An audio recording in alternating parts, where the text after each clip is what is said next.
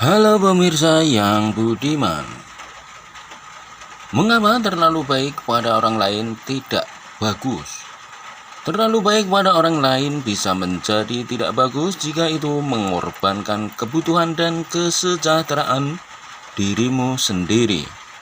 Terkadang orang bisa memanfaatkan kebaikanmu atau kamu bisa kehilangan batasan pribadimu.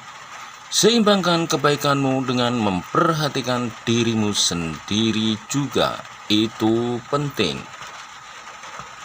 Kenapa baik sering tertipu? Kenapa orang baik sering tertipu?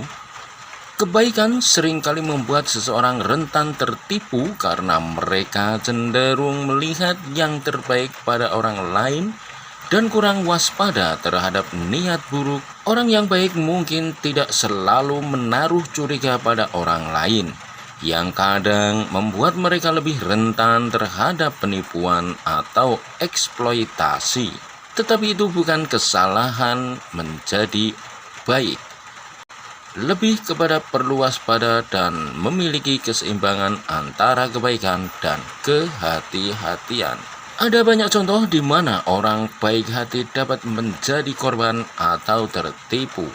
Misalnya, ketika seseorang terlalu percaya pada cerita sedih orang lain dan memberikan bantuan tanpa melakukan verifikasi terlebih dahulu, atau ketika seseorang terlalu baik dan tidak ingin menolak permintaan orang lain, sehingga akhirnya dieksploitasi dalam hal tenaga, waktu, atau sumber daya mereka. Seringkali mereka yang baik hati juga dapat menjadi target penipuan karena mereka kurang curiga terhadap motif buruk orang lain. Kenapa waspada pada orang itu perlu? Waspada pada orang itu perlu karena membantu melindungi dirimu dari potensi, resiko, atau bahaya.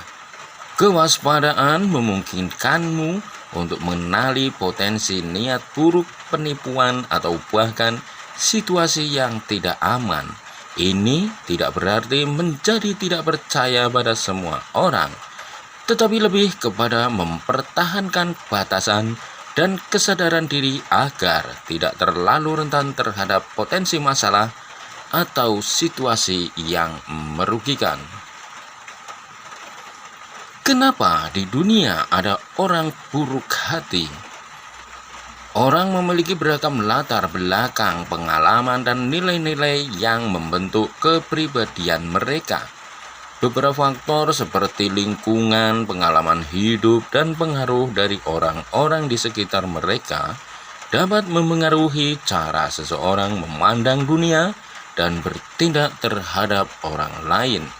Beberapa orang mungkin memiliki niat buruk karena pengalaman traumatis, kurangnya empati, atau nilai-nilai yang tidak sejalan dengan norma sosial. Sifat manusia sangat kompleks dan ada banyak faktor yang bisa memengaruhi cara seseorang bertindak. Terkadang kebaikan dan keburukan itu relatif, bergantung pada perspektif dan konteks tertentu.